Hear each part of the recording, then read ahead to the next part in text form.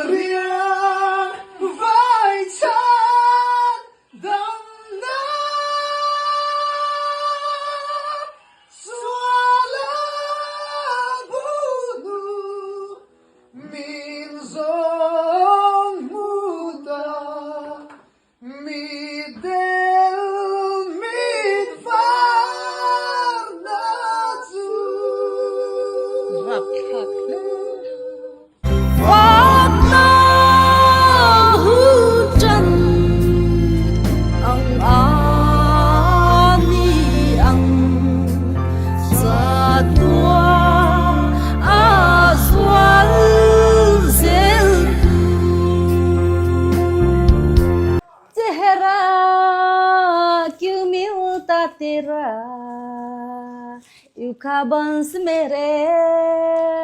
ye kya raaz hai kabhi thì tu nó hogi tu kal meri aze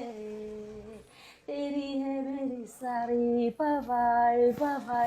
मामी है तेरी लिए दवाई ले जाए जाने कहा ना मुझको खबर ना तुझको पता bye bye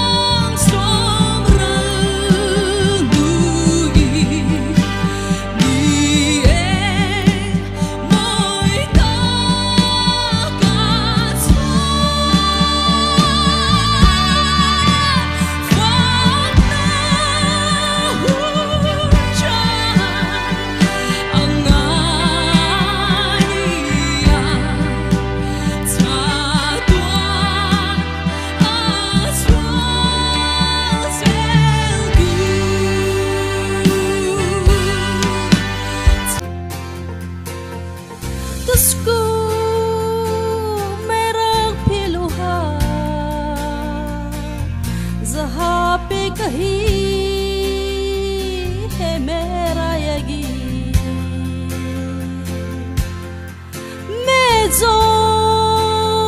तेरा ना हुआ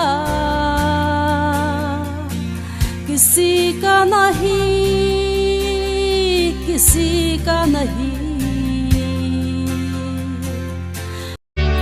moi je puis kaliam tu oh du lai zanin chau hunin ha am ten du la jin le mong lo rengi jang up min chel chimshimin mi hi som lo wa mi nu na ven rol hi a tha lem lo mi lom tho lo na nia mi nan ma mo ni chuan an som meng chu an som lo chuan mi nu na chu wa ti ro kha ti su hei ti ro hei ti su ti chen ti thalawa chuan thil hi ru koi zonga thil lak chen ti poi thalawa mi ru si sel lo mi ol mi mol ti da nia mi fing pa nga hian mi nu na han som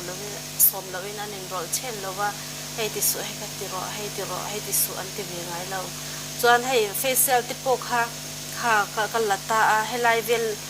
te bal lang te chu ke ni nu te chuan na te pe pong kal tim phawa ka lo ngai to lawa ka khang rut te ha ron khela thenin mi chat na lai ngu zong thin hau hi chu mi dik lo na lai le mi fel lo na lai le mi that lo na lai hi khel hau hi chu an ru he chia an ru si se lo khoi thang zawk patia in the vai in bye bye ve ko